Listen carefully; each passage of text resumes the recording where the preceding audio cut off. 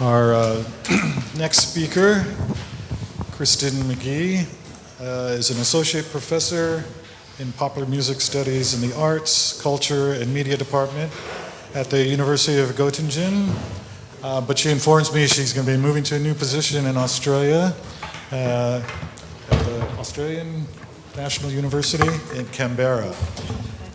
She teaches popular music and topics related to gender and sexuality within music cultures. She has written on jazz, gender, popular music, and audiovisual media within a variety of articles and books, including her monograph, Some Liked It Hot, Jazz Women in Film and Television, I recommend it, and Remixing European Jazz Culture. She co-edited Beyoncé in the World, Making Meaning with Beyoncé in Troubled Times with Christina Bad at the Wesleyan University Press, 2021. So please welcome Kristin McGee.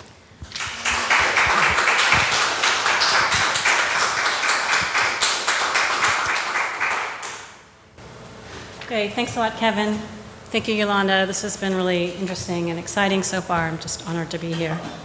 So let's talk about Murder to a Jazz Beat and New Masculinity, the Female Jazz Agency. Three cultural dispositifs gained currency in jazz-informed media of the 1950s.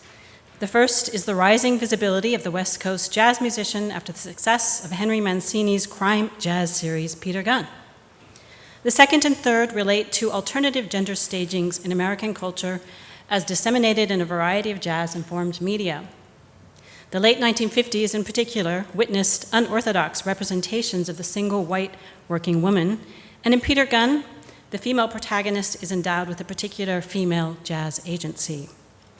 The last is the consumer-driven image of the so-called new man and the attendant notions of new masculinity connected to both jazz connoisseurship and a liberal sex politics presented in jazz-informed entertainment media, especially Mancini's Peter Gunn. In this 1959 series, Mancini's music incorporated creative techniques to variously reinforce and transgress normative gendered representations within the crime detective noir genre. Many Mancini scholars have aptly argued how his unique hybrid compositional practices, which incorporated non-typical film genres and especially jazz, rock, and pop, profoundly impacted film scoring from the 1960s on. Yet most fail to interrogate how his flexible style impacted our understanding of gender and sexuality at the cusp of the 1960s, an era emblemized by its progressive transformations within socio-political fields. Connected to such larger transformations is Peter Gunn's immense popularity, which partly resulted from Mancini's transformed positioning of jazz's dominant race and gender associations within cultural symbolic American media, especially film and television. So the enduring appeal of Mancini's television soundtracks owed in part to the minimalistic style of West Coast jazz, which appeared prominently in both narrative and diegetic sequences within Peter Gunn. His innovative hybrid scoring served to update jazz's essentializing filmic cliches of sex and sleaze associated with crime noir. The culmination of these sounds and images served to position West Coast jazz as the soundtrack for new masculinity, aspired by an idealized, independent, middle-class male consumer, one who positioned himself with an expanding network of distinctive representations, partly defined by the mediation and rising status of jazz as art. This form of jazz, associated largely with an exclusively white masculinity, was perhaps most publicly epitomized by the elite bachelor Hugh Hefner, who sponsored and hosted his own program, Playboy Penthouse, during which live jazz performances provided the tonic to circulate controversial ideas about sex and women. While Hefner's gender debates significantly influenced the American consciousness of the 1950s and 60s, the image that the public more likely associated with this new masculine ideal, however, was the detective Peter Gunn, with his cosmopolitan, independent way of life, his cool sexual appeal, and his easy-going, man-about-town demeanor. Yet unlike Hefner, who often invited established black musicians, Gunn's connoisseurship of modern jazz consisted primarily of a small group of prominent white LA musicians such as the Nash brothers and John Williams. Yes, the John Williams, who would later go on to score many films. Many of these toured actively with established big bands in the swing era and later survived the post-war period by transitioning into film and TV. Therefore, jazz's gentrified positioning in Peter Gunn was critical for staging not only this new upwardly mobile masculinity, but also the materialist comforts to be gained from disregarding the continued Black presence of LA's urban jazz culture. And I should also have an image of Clore Bryant here. And this is one of the jazz clubs, The Hague. And then this third album is actually from the 1990s, and it was kind of part of the revival of exotica and lounge music in the 90s. And you could, go to cocktail bars and see these compilations released with some of the familiar iconography of the 1950s and 60s. This one is organized according to hair color, the brunettes. While the new masculinity was clearly connected to particular 1950s jazz-oriented media, Mancini's innovative musical scoring also facilitated a counterpart to the new jazz male, which especially resulted from the critical connection between the live interactions of local musicians and the gendered connotations of his innovative ambidiegetic scoring. While the enactment of a hip, sexually progressive new man was effectuated in part by one's spectatorship of cool jazz, the space for positioning the new woman as a modern agent of this new jazz media economy relied upon her actual participation in these performing networks. In fact, as I reveal, Mancini's flexible scoring of music in connection to his collaboration with female jazz vocalists before and during Peter Gunn's broadcast years provide a more complex and sometimes confusing image of love, sex, and the post-war working woman. Moreover, the image of the modern woman in this series and her growing independence as a working jazz musician was also connected to the increasingly respected West Coast sound. Yet in the series, Mancini's music famously fuses West Coast jazz aesthetics with not only rock, but the increasingly commercial adult-oriented lounge and exotic music popularized by Martin Denny and others. Such easy listening aesthetics would be restaged by Mancini and the musicians in Peter Gunn to both promote female jazz agency while also containing it. First, his programming of diegetic performances of female jazz artists confirmed women's role in post-war American jazz culture. Second, however, by doubling and reworking seemingly spontaneous diegetic jazz performances into lighter, domesticated musical forms within non-diegetic or source music, purely narrative sequences, such female jazz agency is often undermined so that more traditional gender relations could be reestablished in romantic interludes, where Hart's status, she's the lead singer in this series, as love interest competes with her role as one of the guys in the band. These strategies are evident within the filmed narratives of various episodes of Peter Gunn, but also through a recognition of the extra musical and televisual network connected to this female jazz agency, including Mancini's 3 tie-in albums recorded in relation to the series. During the late 1950s, amidst the collapse of the major film studios, Mancini was released from his contract with Universal. In need of money, he developed his prior 1957 Touch of Evil score into an independent album of fully composed arrangements, making this his first soundtrack album of a dramatic picture. In 1958, he ran into television producer Blake Edwards, who had been developing a series idea based upon this new kind of detective, one who was sophisticated and loved West Coast cool jazz. According to Mancini scholar John Capps, it was with Edwards that Mancini envisioned extending his prior scoring practice from Touch of Evil, in which the relation between the diegetic music from the film's setting and the dramatic score would become both intertwined and more complex.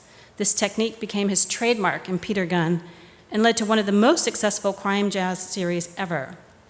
The soundtrack also established the groundbreaking popularity of Mancini's crime jazz genre through the new medium of the so-called tie-in album, and we take that for granted today with the kind of synergy between media, but this was relatively new then.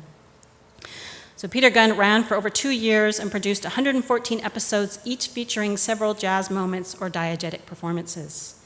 Nearly every episode featured local jazz musicians and sequences filmed at the fictional club called Mothers, apparently so named to placate television censors anxious about the weekly incursion of an urban jazz club into family viewing hours.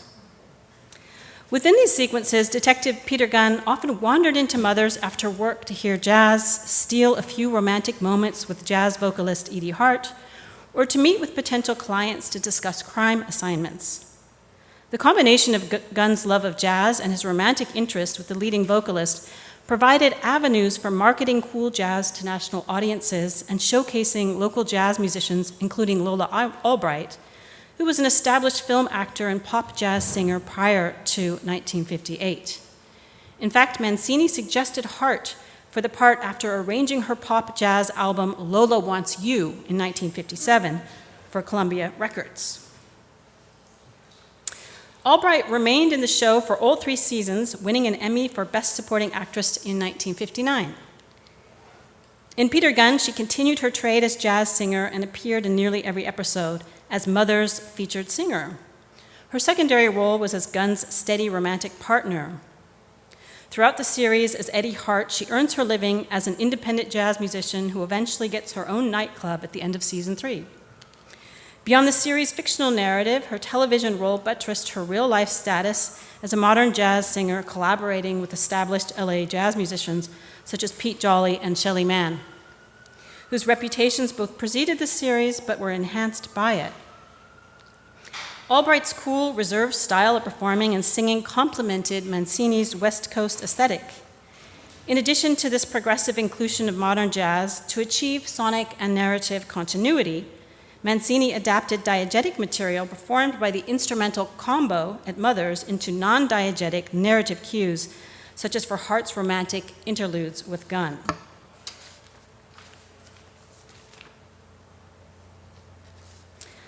Two prominent spaces for such ambidiegetic jazz were the backstage balcony at Mothers or Pete's bachelor pad. To give you an idea of how jazz features both diegetically and as source music for crime scenes, let's watch part of the first episode's opening murder, followed by a late-night meeting between Gunn and Hart, with the first hearing of the theme, which is called Slow and Easy, which becomes the series' leitmotif for Hart and Gunn's ongoing romantic tryst. Your lips and the pounding becomes the ocean's roar, 1,000 drums. Can't you see it's love? Can there be any doubt when here it is, day in, day out? So now you hear the theme coming up, but it's quite soft in the background, accompanying their dialogue as Hart enters the balcony. This is Slow and Easy.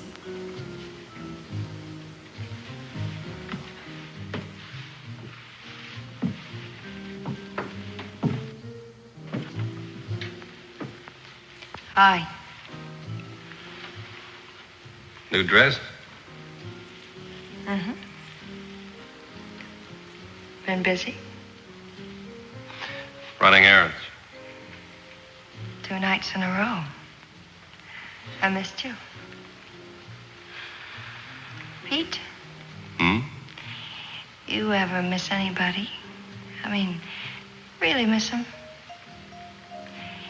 It's a drag. Sometimes when you don't show up, I'm having a bad night. Sorry. Don't be. So these jazz-drenched rendezvous were also important in reconfiguring Hart's role from a jazz musician into a supporting romantic partner. Equally important was music's narrative role in mediating Hart's professional status as an independent jazz musician. One might argue that these cues also served to contain her agency as an independent working woman. In this sense, Mancini drew from the narrative strategies of 1940s noir composers who inserted particular genres and scoring techniques, such as the sweeping orchestration of upper register strings to signify feminine vulnerability. Yet Mancini further complicates these techniques by altering the affective and gendered expectations connected to particular genres. Critical in this departure was his use of an eclectic jazz fusion for a greater variety of affective ends, and in the ambidiegetic musical sequences adapted from diegetic scenes intrinsic to the major plot, For example, where Gunn is the lover of jazz who frequents mothers for information gathering and intimate intermissions. The two tie-in albums connected to the series, The Music of Peter Gunn and More Music from Peter Gunn, profoundly expanded the commercial success and critical acclaim of Mancini as a film music composer during the 50s and 60s. They also facilitated the rise of the new genre of pop jazz and the medium of the tie-in album. The first two tie-in albums carrying the series title were the first blockbuster LPs released by a film and television soundtrack composer in the 50s.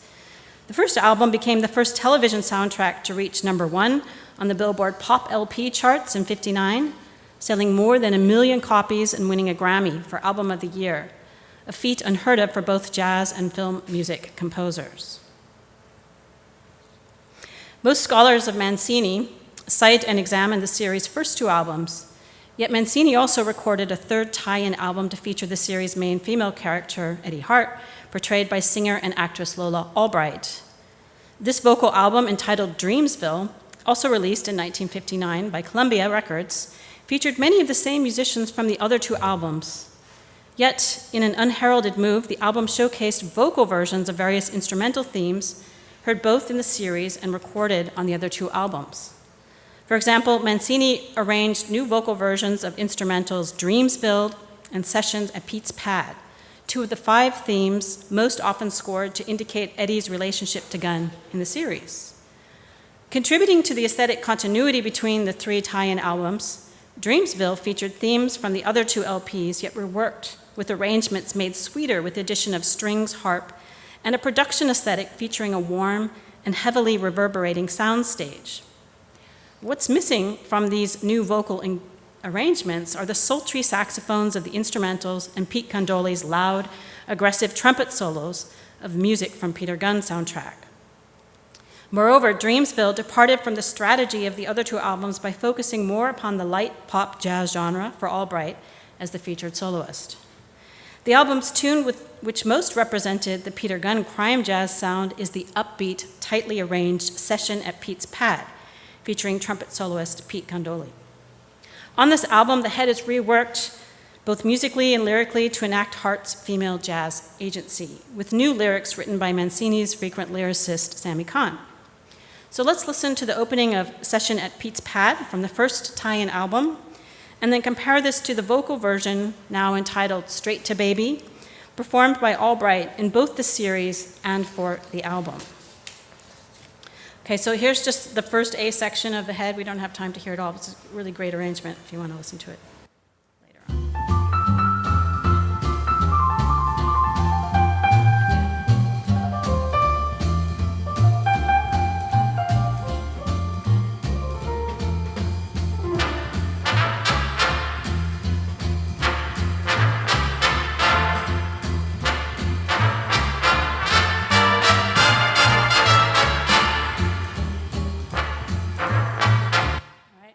And then, now we listen to it, without replaying it here. On the tie-in album, the third one, slower version, it's transposed up a key, featured with Albright singing this with the new lyrics.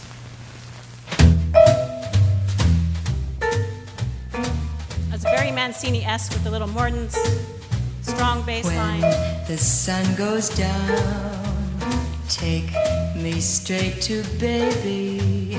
When the lights start lighting the town, there's only one place for me. When the neon winks, I go straight to baby. When the beat starts rocking the town, I long for his company. Right, so slow arrangement, really nice, very eclectic sound in terms of the unusual instrumentation with the vibes, but still kind of true to that West Coast cool jazz sound. Very kind of simple chord progressions and predictable song forms. So this slower vocal arrangement transposed up to E minor was a perfect vehicle to display Albright's cool alto register. The contrast to the original was striking. The first, a faster, assertive arrangement scored to elicit the dangerous fight scenes between Gunn and various criminals. This new, slower, laid-back, and economic scoring rejected its original role and rather supported the full appreciation of Albright's no-nonsense jazz vocal style in the diegetic setting of a real jazz club. Mancini set up Albright's first verse with a simple 2-5-1 turnaround and bass accompanied by brushes on trap set. This minimal background texture is embellished with only intermittent short piano mordents. In other words, the texture of the first 4 measures is light and cool.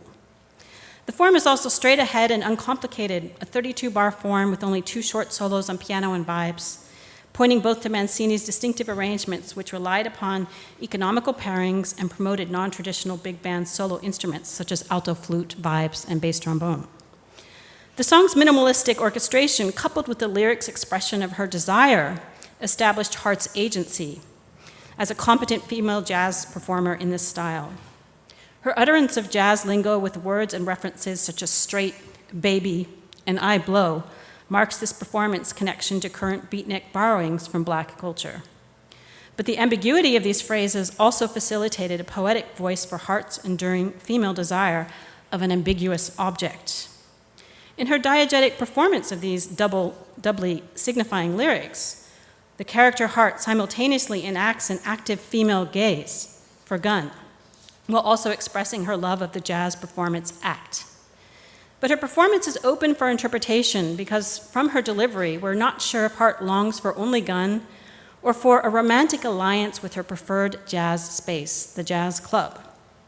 From the song's main line, "Take me straight to baby," the term baby is usually reserved to refer to women as objects of scopophiliac desire in an earlier musical historical moment, such as in classic noir. Other times in blues lingo, baby might refer to Black men as objects in Black women's blues poetics. But this diegetic jazz performance also suggests another reading.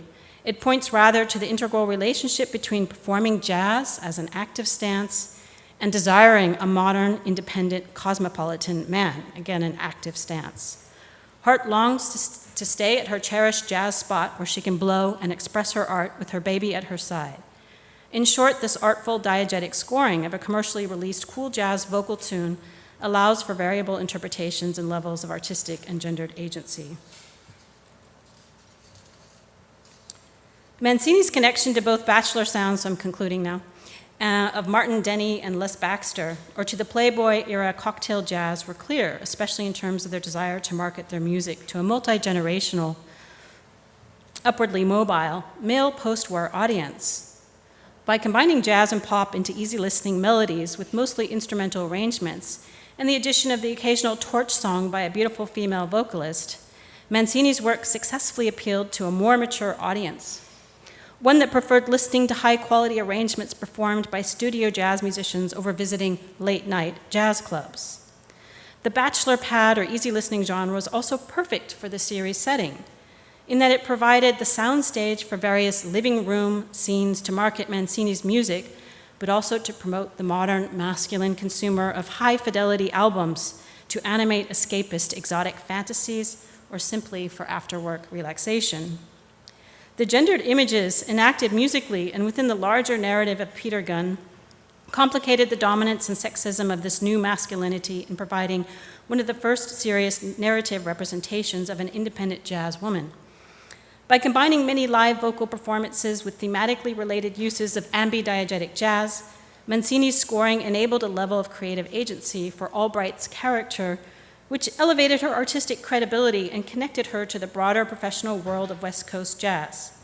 However, his masterly ability to flexibly adapt diegetic jazz for the filmic goals of affective, spatial, and narrative cueing also served to reinforce more established and normative gender positions in post-war America, where women supposedly sought long-term monogamous relationships and desired a life of domestic comforts and economic dependability. Because this normative gender desire is treated with a coy and ironic stance, and because it fails to materialize in the Gunn series, this may be one of the first enactments of female jazz agency in conjunction with enactments of female desire, which was not limited, sonically or visually, to temporary forms of agency typically staged in the service of the dominant man prior to the late 1950s. Ultimately, the Peter Gunn series reinforced Hefner's elitist and gentrified concept of a consumerist-driven, urban, and independent new man, one resisted one who resisted the bonds of marriage and was open for sexual adventures, which were partly facilitated through an appreciation of high jazz. But to forget that this same series was one of only a few to promote professional hi-fi recordings of female jazz vocalists while dramatizing an enduring image of an independent professional artist with considerable agency, when most of the new crossover hi-fi exotic or cool jazz recordings featured male artists exclusively, would be to oversimplify the gender politics of such mid-century jazz-centered media and their connections to the cool jazz rage of the West Coast, which increasingly gained cultural capital as it displaced images of black jazz throughout the world. These progressive images of gender and jazz, in no small part, set the stage for mediating the radical transformations of race, gender, and sex politics that would explode during the 1960s within the counterculture. And so I'm just going to end you with one final scene, so you can kind of see what I mean by this idea of ambidiegesis, as the music is then reworked and reformulated in both live music scenes and then through Albright's position. So every episode begins with a murder to the backdrop of this jazz beat. So here's the murder about to happen. There's lots of sforzandos to create that kind of drama.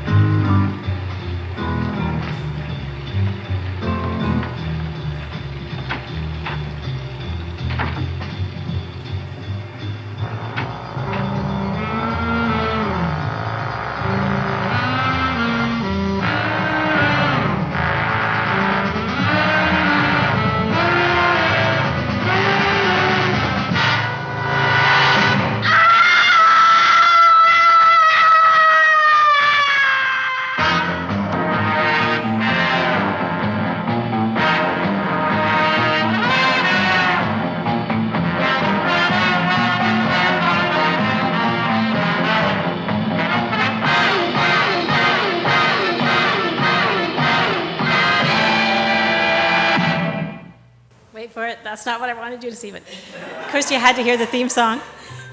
This is what I wanted you to see. So you always have the kind of jazz streaming out into these dark, rainy streets. Well, not rainy, it's LA, but... When the lights start lighting the town, there's only one here she is singing Straight to Baby, so that's the Session at Pete's song, Pete's band. Neon winks, I go straight to Baby. When the beat starts rocking the town, I long for his company. I'm feeling good as soon as he says hello. And when he starts in looking at me, just so I glow now. Good evening, Mr. Gunn, please. And I'm here with Baby.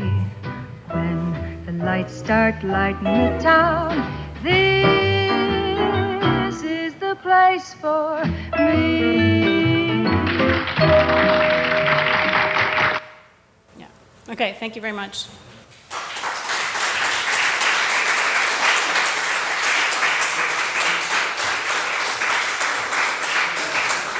I remember watching Peter Gunn as a kid, but I totally forgot that Blake Edwards was the producer for it. Yeah.